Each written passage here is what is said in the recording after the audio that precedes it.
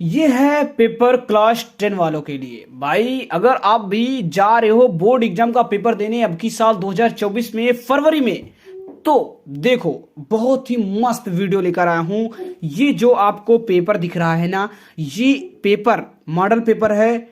Same to same ऐसे paper आपको मिलने वाला है और इसमें जितने भी क्वेश्चन मैं आपको दिखाने वाला हूं उसमें लगभग 40% क्वेश्चन आपके बोर्ड एग्जाम में फंसने वाले हैं। आप कमेंट उठा के देख लीजिए, पूरे भारत का ऐसा कोई राज्य नहीं होगा जहां से बच्चे कमेंट ना करते हो इस चैनल पे कि सर आपने जो मॉडल पेपर दिखाया था उसमें से ही क्वेश्चन मेरे पूरे के पूरे फंस गए, बस एक दो चेंजिंग हुए थे, बाकी पूरे के पूरे फंस जाते हैं। ठीक है, तो आप भी नजरें गड़ाइए, अच्छे से देखिए, चैनल को सब्सक्राइब कीजिए, वीडियो को लाइक भी कीजिए। चलिए शुरू करते हैं। सबसे पहला क्वेश्चन यहां पर आपके लिए जो है वो है, निम्नलिखित कथनों में से कोई एक कथन सही नहीं है, उसे पहचान कर लिखना है। तो दोस्तों ये क्वेश्चन तो आया था कि एक कथन सही है, बट हमने जब इसकी खोज पड़ताल की तो हमें लगा कि ये क्वेश्चन ही गलत छप गया है, कथन सही नहीं होना चाहिए। यहां पर पहला है आवारा मसीहा एक उपन्यास है। तो दोस्तों यहां पर आपको बताना चाहते हैं कि यहां पर मतलब एक कथन सही है, मान के चलिए मैं आपको बताता हूं इसमें से कौन सा कथन सही है। ठीक है, आवारा मसीहा एक उपन्यास है, दोस्तों बिल्कुल गलत है। क्यों गलत है? क्योंकि आवारा मसीहा जीवनी है शरद चंद्र चट्टोपाध्याय की। ठीक है, तो यहां पर महादेवी वर्मा मतलब शरद चंद्र चट्टोपाध्याय के बारे में लिखा है, आवारा मसीहा विष्णु प्रभाकर का है, लेकिन ये जीवनी है, उपन्यास नहीं है। ठीक है, महादेवी वर्मा एक उपन्यास लेखिका हैं। तो दोस्तों आपको ये भी पता है कि ये भी सही नहीं है, क्योंकि महादेवी वर्मा एक काव्य लेखिका हैं। वे गीत लिखती, वे कविता लिखती थी और हाँ वो कविता लिखती थी, तो उपन्यास नहीं लिखती थी। हंस पत्रिका के संपादक मुंशी प्रेमचंद हैं। तो दोस्तों ये बिल्कुल राइट हो जाएगा, मुंशी प्रेमचंद हंस पत्रिका के संपादक हैं। झूठा सच के लेखक रामविलास शर्मा है, ये बिल्कुल गलत है। झूठा सच के लेखक हैं यशपाल। तो यहां पर मतलब बिल्कुल यहां पर ये कथन सही है, वो बिल्कुल राइट है। मैं अभी मेरे को ध्यान आया, तो ये जो तीसरा है वो बिल्कुल सही है, बाकी तीनों गलत हैं। निम्नलिखित कृतियों में से किसी एक लेखक का नाम बताना है आपको। चंद्रगुप्त, गोदान, बाणभट्ट की आत्मकथा मैलाचल। तो दोस्तों चंद्रगुप्त जो है वो जयशंकर प्रसाद की है, गोदान प्रेमचंद का है, बाणभट्ट की आत्मकथा हजारी प्रसाद द्विवेदी की है, मैला आंचल फरीश्वरनाथ रेणु की है। मैं सबका बता दे रहा हूं, आप याद कर लीजिएगा। मेरी तिब्बत यात्रा के रचनाकार का नाम लिखिए, राहुल संस्कृत्यानंद है। और दोस्तों ये इनका निबंध बहुत ज्यादा फेमस है, मैं आपको लिख के देता हूं। आने वाले टाइम में आप किसी भी एग्जाम में जाएंगे, बीए बीएससी बीकॉम में जाएंगे, नेट जेआरएफ पास करने जाएंगे, नौकरी में जाएंगे, तो भी आपको मेरी तिब्बत यात्रा यहां से क्वेश्चन आएगा। इसलिए इसको ना ज्यादा अच्छे से पढ़ लीजिए, ज्यादा अच्छे से याद कर लीजिए। दीपदान एकांकी के लेखक का नाम बताइए। तो डॉक्टर रामकुमार वर्मा। अथाह सागर के रचनाकार का नाम क्या है? जयप्रकाश भारती। रामचंद्रिका के रचयिता हैं केशवदास, आपको पता है। संसद से सड़क तक जो रचना है वो किसकी है दोस्तों? वो है धूमिल की। वीर गाथा काल के कवि कौन है? चंद्रवरदाई। वीर गाथा काल के कवि कौन है? चंद्रवरदाई। रीत काल का अन्य नाम क्या है? श्रृंगार काल। रीत काल का अन्य नाम क्या है? श्रृंगार काल। किसने कहा है श्रृंगार काल? विश्वनाथ प्रसाद। ठीक है, और यहां पर रीत काल किसने कहा है, यह भी आपको ध्यान रखना है। साकेत किस युग की रचना है? द्विवेदी युग की। किसने लिखा है? मैथिली शरण गुप्त ने। मैथिली शरण गुप्त को क्यों जाना जाता है? क्यों जाना जाता है भाई? वो क्या है? राष्ट्र कवि हैं। इसके साथ साथ क्या महत्व है उनका साहित्य में? खड़ी बोली को स्थापित करने में मैथिली शरण गुप्त और हरिऔध जी का बहुत ज्यादा योगदान है। करुण रस का स्थायी भाव क्या होता है? शोक होता है। हास्य का पूछ ले तो क्या होगा? मतलब हास्य रस का पूछ ले तो हास होता है। इसके अलावा यहाँ पे रति होता है श्रृंगार का, क्रोध होता है रौद्र रस का, भयानक होता है, भयानक जो होता है सॉरी क्रोध जो होता है रौद्र का, भयानक होता है जो उसका मतलब वीर रस का नहीं यार, ये देख लीजिएगा आप लोग। चरण कमल बंदो हरिराई में कौन सा अलंकार है? तो दोस्तों यहाँ पे रूपक है। सोरठा में कितने चरण होते हैं? तो दोस्तों यहाँ पे 4 चरण होते हैं।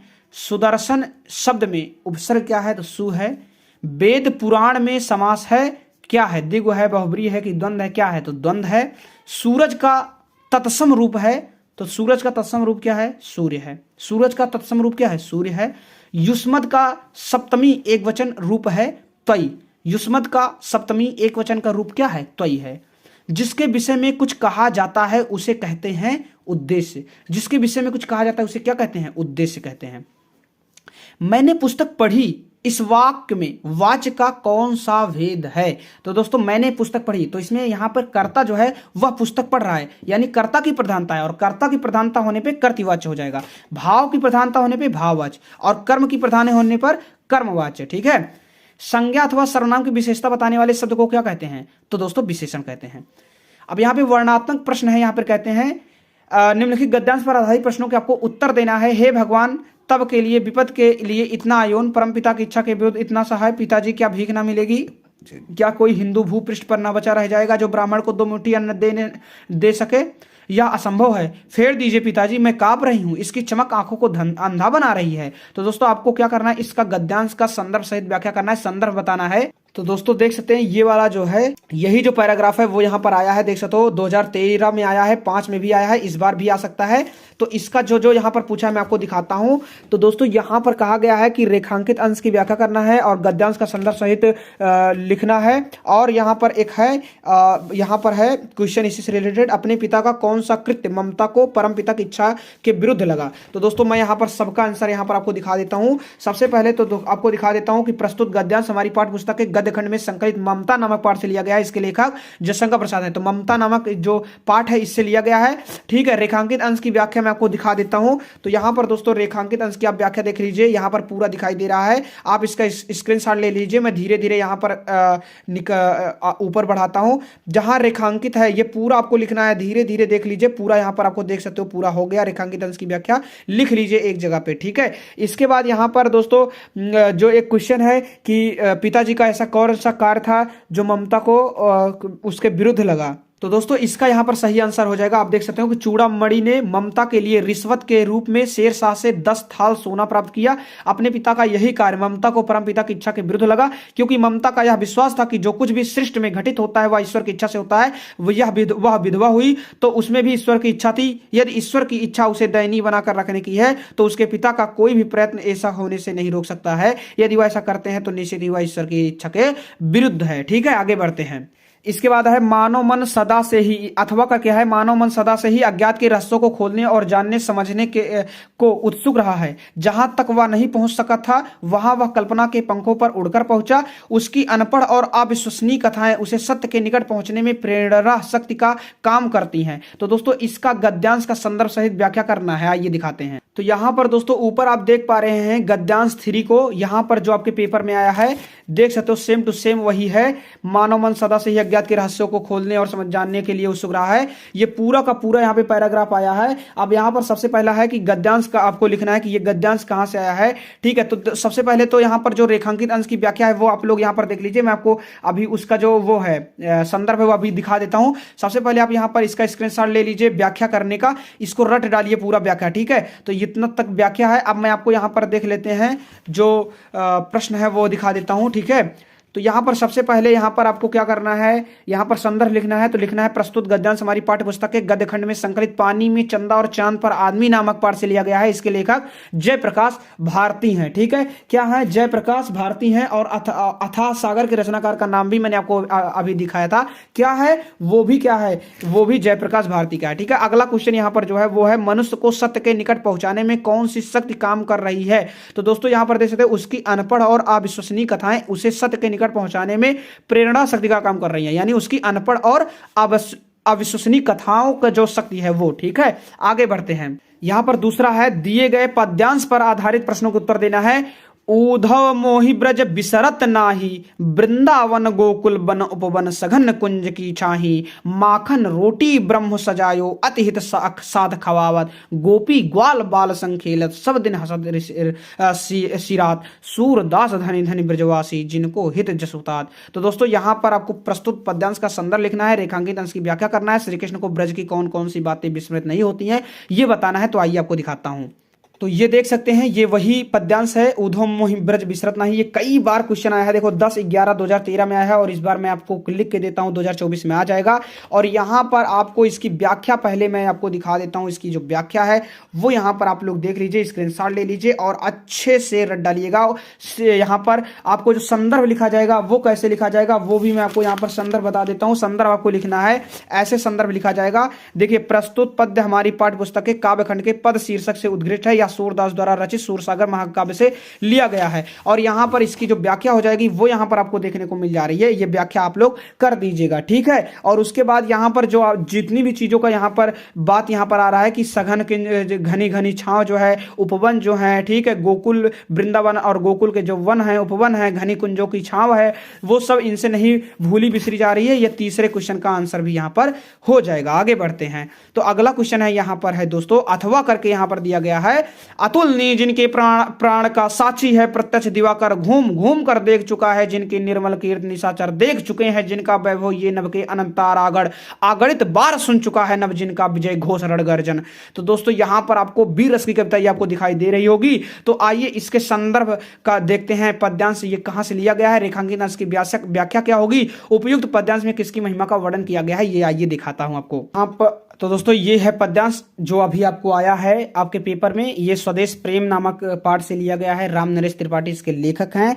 तो यहाँ पर जो आपको संदर्भ है वो आपको ऐसे लिखना है कि प्रस्तुत पद्यांश हमारी पाठ्य पुस्तक के काव्य खंड के स्वदेश प्रेम शीर्षक से उद्घृत है, यह कवि राम नरेश त्रिपाठी द्वारा रचित स्वप्न से ली गई है। अब प्रसंग यहाँ पर लिखना है, इन पंक्तियों में कवि ने भारत के गौरवपूर्ण अतीत की झांकी प्रस्तुत की है। व्याख्या यहाँ पर आपको मैं दिखा देता हूँ, आप आराम से इसका स्क्रीनशॉट ले लीजिए और फाइनली इसको याद कर डालिए, ठीक है, क्योंकि ये बहुत ज्यादा मोस्ट इंपॉर्टेंट है, 100% आ सकता है। और इसके अलावा यहाँ पर जो क्वेश्चन दिया गया है, उपयुक्त पद्यांश में किसकी महिमा का वर्णन किया गया है, वो यहाँ पर आपको देख लेना है। तो यहाँ पर दोस्तों हमारे जो पूर्वजों का स्मरण यहाँ पे कराया जा रहा है, यानी हमारे पूर्वजों के जो महिमा है उसका वर्णन यहाँ पे किया गया है, ठीक है। आगे यहाँ पे बढ़ते हैं, अगला यहाँ दिए गए संस्कृत गद्यांश में से किसी एक का संदर्भ सहित हिंदी में अनुवाद करना है। इयम नगरी विविध धर्माणा संगम स्थली, महात्मा बुद्ध तीर्थंकरा तीर्थंकरः पार्वनाथ शंकराचार्य कबीरा गोस्वामी तुलसीदासा अन्य चा वैवा महात्मनागत आत्रागत्य सवियान विचारान प्रसारयन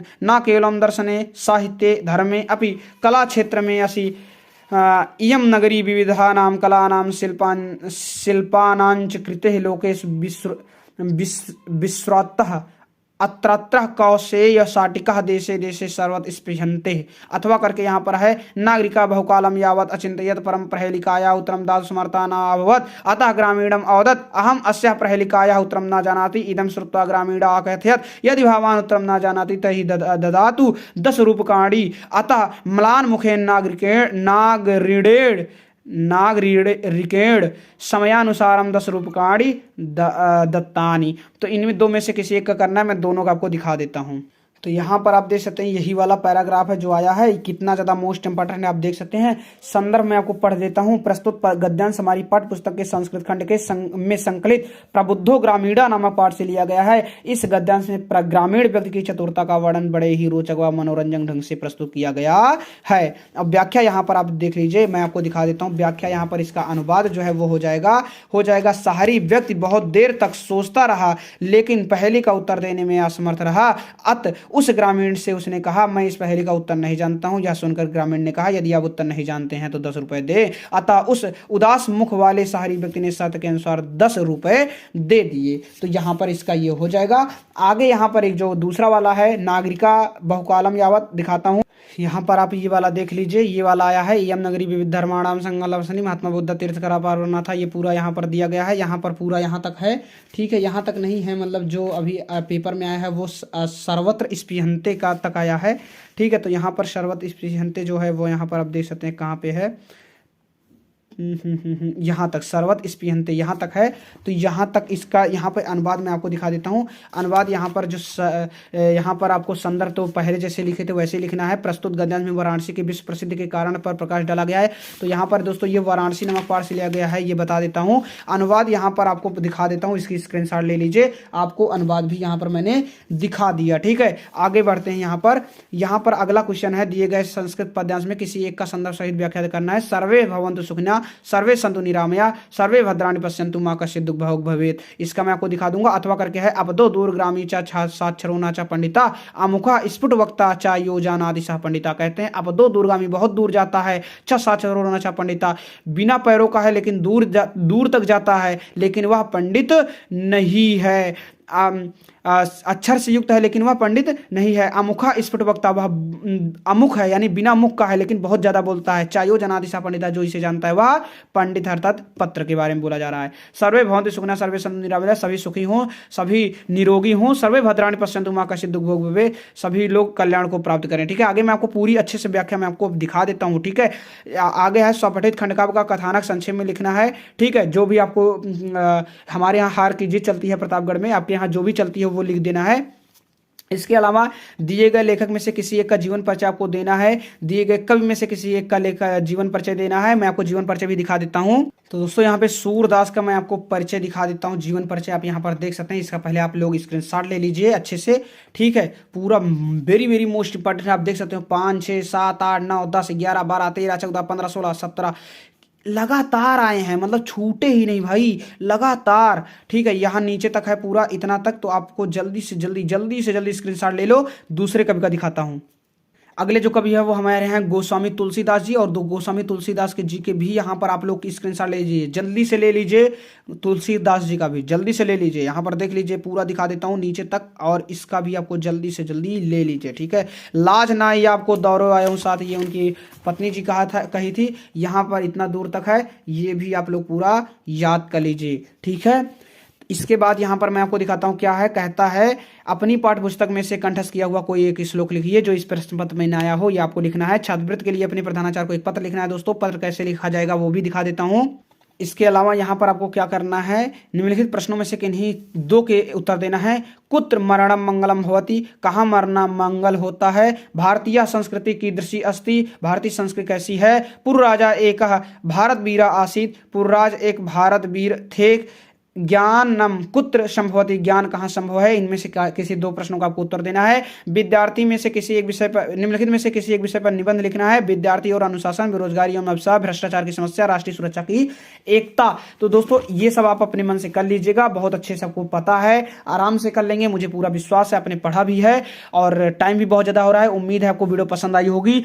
इतना ही नहीं, बहुत सारे क्वेश्चन आने वाले हैं, बहुत सारे मॉडल पेपर में डालने वाला हूं, तो चैनल को सब्सक्राइब करके बेल आइकन कॉल पे दबा लीजिए। जय हिंद, वंदे मातरम।